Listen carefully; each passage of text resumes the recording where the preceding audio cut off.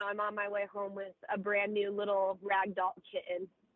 That's friggin' awesome. And I know, like, I know Swisher, we kind of followed along on social media, and you and I, obviously, we talk off air a lot, you know what I mean? And that one hit close to home, and you've kind of filled yourself with being busy since that happened, but this has got to kind of, like, make you feel whole again, right?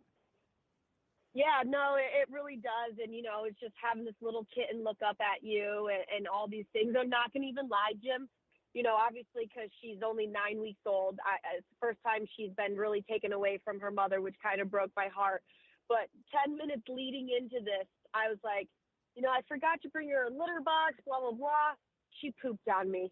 And, like, the thing is like, I'm not even mad about it. Like, I just stopped at Dollar General, got some kitty litter, got some, like, wipes, cleaned off, took off my scarf and all the other stuff, and then threw it in the trunk or whatever. But I think it's so funny. Now she's just sitting in the back seat, just kind of roaming around. And the coolest thing about it is ragdolls are dogs of the cat world. And she was already sitting on the center console like Swisher used to do with me, like just looking out. So it's really cool. It's, like you said, it kind of makes me feel whole again.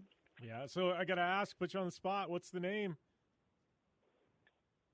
I'm sorry, what'd you say? I said we got to put you on the spot. What's the name? You got to have some names rolling around in your head for the new cat. There's some names rolling around that I definitely have for the cat, but nothing has really stuck yet. Obviously, I'm going to throw it out there in the social world, see if anybody has some cute names. I do have some of them. So once I get some names rolling out and some suggestions coming in, maybe I'll let people know what I was thinking of, because you never know. In your head, you're like, oh, I have this, but then you don't really know anything till you meet the cat. So there's some names, but I'm going to give it a few days, and then hopefully by the end of the weekend she'll have a name. Yeah, I think you gotta spend some time with her first, right? I think that's probably about right. Kind of get a feel for her personality. Yeah.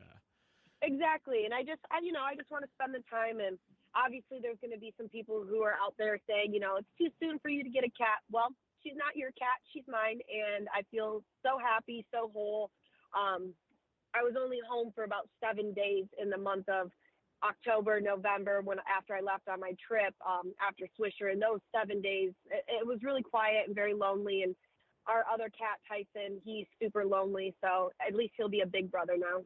Yeah, well, and I know I don't think it's too soon. I feel like animals, I feel like it leaves this void in your life, and you almost have to fill it, with another pet. Like, I don't know why. I know a lot of people, they get so nervous of that void. Like, they always, one of your animals starts getting old, and, a couple of years before they're probably going to die, you get another one just so you have something to replace it.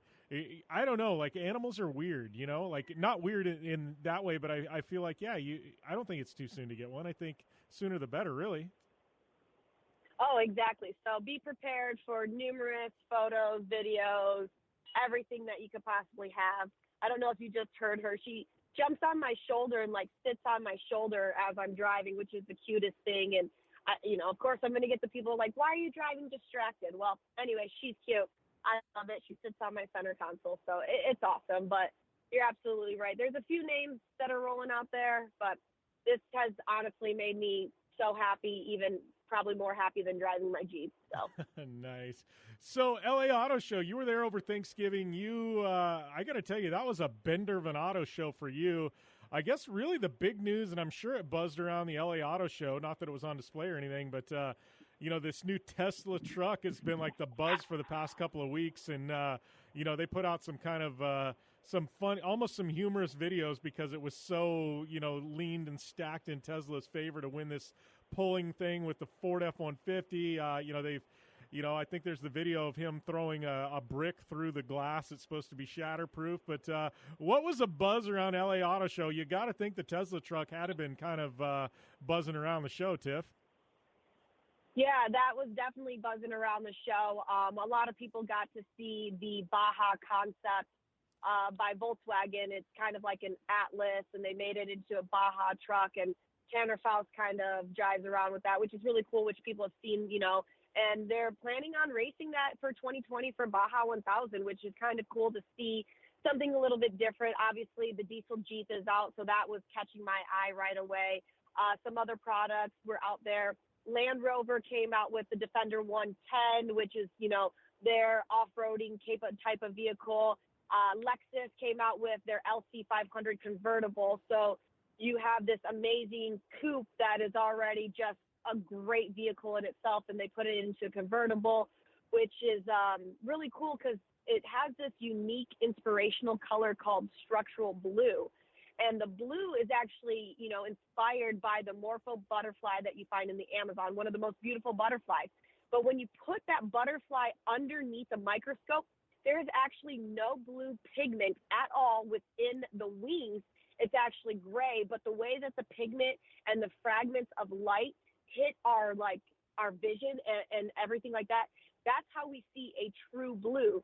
So it took about 7 years for them to come up with the color, the concept, everything to do this structural blue on a LC500, which in actuality, there is no blue paint at all. It's just the way that our eyes view the true blue. Isn't that kind of cool? That's rad. That's really rad. I think it's interesting, just the innovation, that we're seeing. Like, I don't know, it's kind of crazy. I think the auto industry is like one of those things where how many times can you do something? So it's like companies really, really have to think, to innovate. And, I'm kind of stoked on, that and just, I don't know, a lot of stuff coming out of the auto industry lately, and it's kind of going back to that Tesla truck, haters are going to hate. I'm not a big fan of it, but you know what? They thought out of the box and brought something that nobody else has done. And, it's getting the lion's share of the media attention right now. So obviously they did something right? Well, yeah. And that's the thing, obviously with the Tesla truck coming out, I don't know. I personally think, I never met the guy, but Elon Musk, he kind of knows what to do. It's like you said, there's so many people doing so many of the same type of things moving forward into 2020, 2025, 2030, even with electric vehicles, fully autonomous level 3 type of vehicles that are coming out. But the crazy thing with Tesla is I wonder if they actually really knew that was not going to be bulletproof, because they got more buzz by it shattering than what if it didn't shatter. People are like, okay, cool. We have bulletproof, glass. The military has that. Lincoln Continentals for presidential cars have that. Cool. But now they're like, all right, Tesla coming out with this, and then it breaks. That's a bigger buzz than it just actually working. So parts of me feel like they knew exactly what they were doing and setting it up for that little loft of a softball to hit it out of the park. And I think that they did. A lot of people are talking about it. And this day and age with social media and everything being so quick, you've got to either make a big splash or you got to come out on top, one or the other. Yeah. Well, and, truth be told, it's like, Elon Musk, you go back to that thing, he knows what the hell he's doing. It's like he goes on the Joe Rogan show, and Joe Rogan, one of the most listened to podcasts in the world, but he goes on that show. And, I bet you that was the most downloaded podcast of all of 2019 or last year, simply because what's he do? He goes on Rogan, he takes one simple drag from a joint, and all of a sudden the whole thing goes viral because, oh, man, Elon Musk, he's smoking pot with Joe Rogan.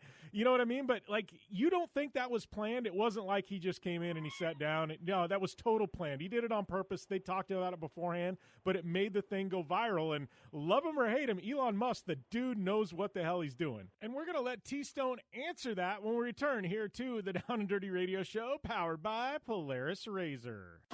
I'm Polaris rider Jim Beaver. I race trophy trucks professionally, host a Down and Dirty Radio Show, and also travel the country announcing motorsports events. I've seen it all, and trust me, I've done most of it, so when it comes time to relax on the weekend, nothing is better than taking time with my family in our Razor vehicles. They've got the reliability I need to just pick up and go explore the desert, dunes, or trail, and have the capability to attack even the harshest terrain. If you're looking for some of the most reliable and safest, and hands down most capable off-road machines in the world, look no further than Polaris and their award-winning lineup of Razor vehicles. Whether you want your daughter to experience off-road driving for the first time in a Razor 170 like me, take the entire family out in a Razor XP4 1000 on the weekend, or shred the desert and dunes in the all-new Razor XP 1000 Fox Edition, Polaris has you handled. Take my advice and join me and some of the best drivers in the world by driving a Polaris Razor. Check out the full Polaris Razor lineup at Polaris.com or follow them on Facebook, Instagram, and Twitter at Polaris Razor.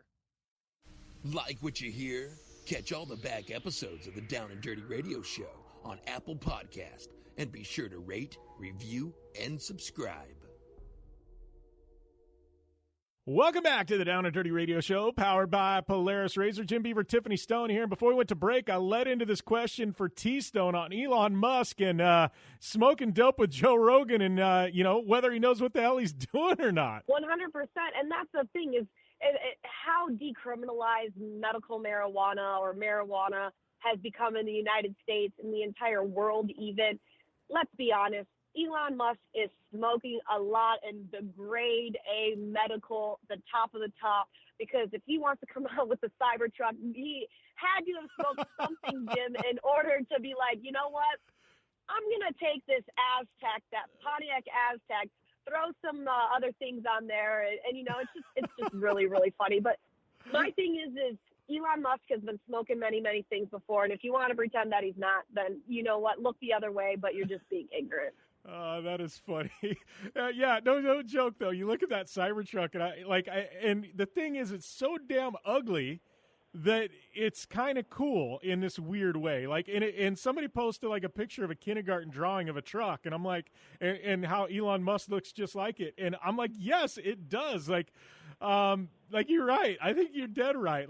He's got to be smoking something to come up with these pipe dream ideas that he does, and it's some grade A stuff nobody else has access to. That's for sure. I bet you Elon Musk has his own, dispensary or his own grow area where he's just building it. Later on, we'll have Elon Musk grade A+ medical marijuana that's coming out that can make you fly or something. Who knows what he has?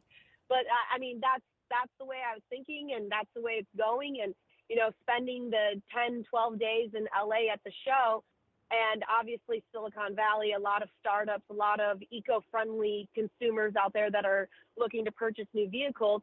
Electric and full electric is the way they want to go. Hybrid now seems to be something of the past, or it's kind of ran its course. Don't get me wrong, there's still many, many companies out there that do not have a hybrid engine or a vehicle.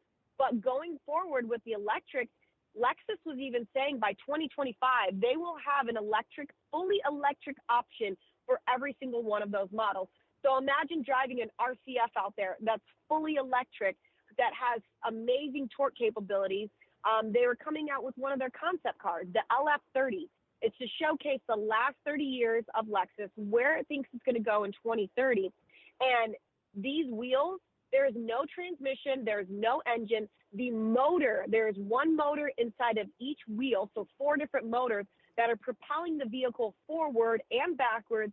It can either be a front-wheel drive, a rear-wheel drive, or an all-wheel drive, and it's level 3 autonomous. And 536 horsepower, 516 pound-feet of torque, 0 to 60 in 3.8 seconds in a fully electric vehicle. That's where the future is going, and it's crazy.